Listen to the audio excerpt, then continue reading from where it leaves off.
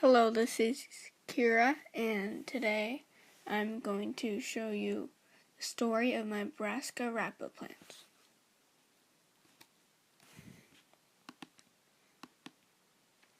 So first of all, I'm going to show you how we watered the plants. And basically in this diagram, what is happening is that there's this big pool of water, and we have this large mat that's dipped in the water, and then we have it going up top, and we have our little plant boxes, and we have the wick at the bottom, so then the water moves up the mat and goes to the wick. That's basically how we water the plants.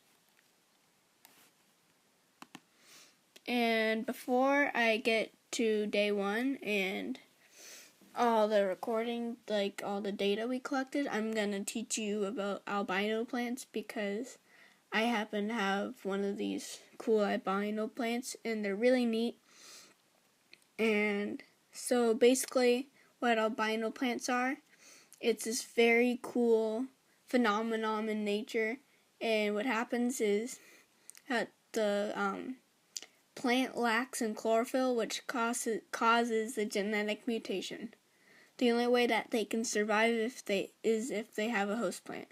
This is because they can't produce their own food, and if they don't have a host, then they eventually die. So now we'll get started on day one, which is April 17th. So on day one, we planted our seeds.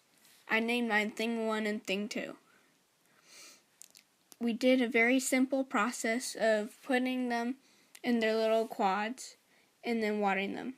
We put in 3 seeds and 3 NPK pellets in each cell. And then right here, we have the quad. We have the wick, which is what collects all the water and brings it up to the soil. There we have the wick and the quad. And then there's our science teacher proudly presenting our plants. There's the mat that the water goes up to feed to the wick and eventually goes up to soil. There's the NPK pellets inside the quad, and there is the wick right there. So now on day 5, which is April 21st, the plants are in really good condition. One Brassica plant is growing in Thing 1 and is 15 millimeters tall. 3 plants are growing in Thing 2. One is an albino plant, and the other 2 are just normal green plants, or normal Brassica Rapa plants. The albino is 10 millimeters tall, and the other 2 plants in Thing 2 are 13 millimeters and 12 millimeters. So on day 8, basically what we did is we picked out 1 plant out of each cell to keep, and then throw the rest all away, or at least we'll save them, but just put them somewhere else. So then they'll have more growing room. I found out that my albino had died from Thing 2. On Thing 1, I didn't remove any plants because there's only 1, and on Thing 2, I kept the green stem one. Thing 1 is 17 millimeters, and Thing 2 is 9 millimeters.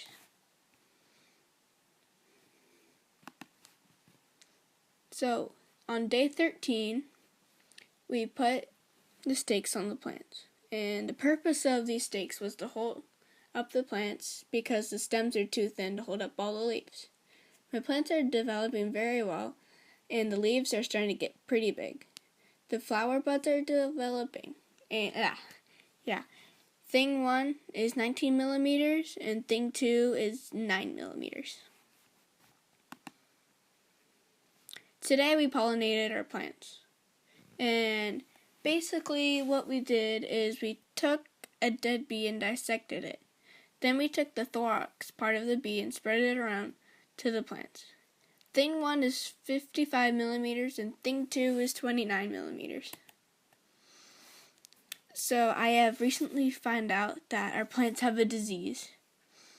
This disease is called white leaf spot and is caused by when there's poor airflow low sunlight, overcrowding, improper soil treatment, and poor soil damage. Our plants have all these living conditions, so I think they do have this disease.